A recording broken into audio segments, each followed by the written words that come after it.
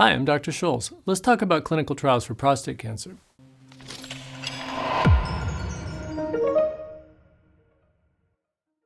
Clinical trials are a comparison of different approaches to managing specific problems that we encounter in the prostate cancer realm.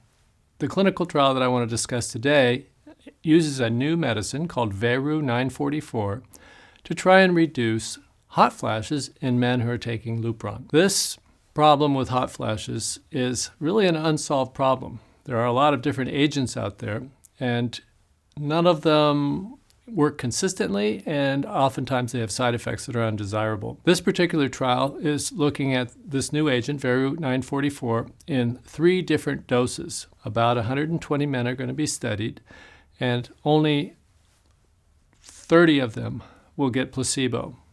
The remaining 90 patients will all get varying doses of this new agent, VERU-944. VERU-944 is a estrogen derivative.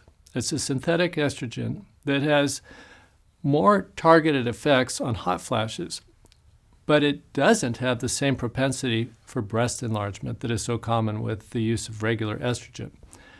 So it's hopeful that this convenient oral agent will reduce hot flashes without creating breast enlargement. It's believed that hot flashes occur because of a lack of estrogen in men. People think of estrogen as a female hormone, but men have small amounts of estrogen, which comes from testosterone. So when testosterone is eliminated by Lupron, estrogen levels in the blood drop as well. And it's thought that that deficiency of estrogen is the problem inciting these excess hot flashes. Hot flashes occur in probably 2/3 of men who are on Lupron. They're really quite severe in about 1/3 of men. And quite severe is defined by men who are waking up at night, can't get through the night, where the hot flashes are so uncomfortable, they're really disconcerting and create anxiety in people. Hot flashes do respond well to things like estrogen. Estrogen patches are popular, but enlargement of the breast is a real issue.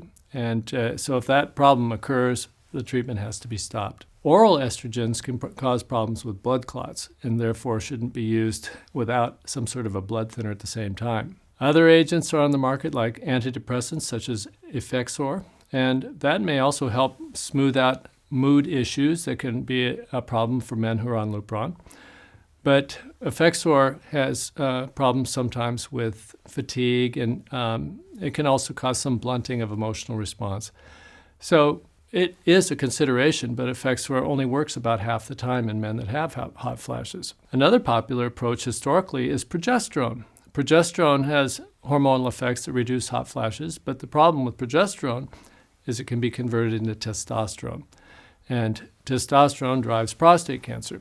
So we've gotten away from using progesterone, even though it is very effective when you give progesterone for hot flashes. A third medicine that's been considered for hot flashes, Neurontin or gabapentin, was originally approved for seizure problems, and it's also used for people who have neuropathy.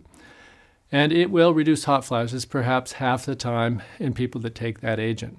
The issue with Neurontin is that as an anti-seizure medicine, it tends to cause fatigue and slowing of mentation, and people often don't feel very good on it. So there's a really big need for an effective agent that can reduce hot flashes without causing breast enlargement, and we're hopeful that VERU-944 is that agent. So by participating in this trial, not only can you help further the understanding on the efficacy of this medication, but it's quite likely to help with the needs that you have right now with excess hot flashes.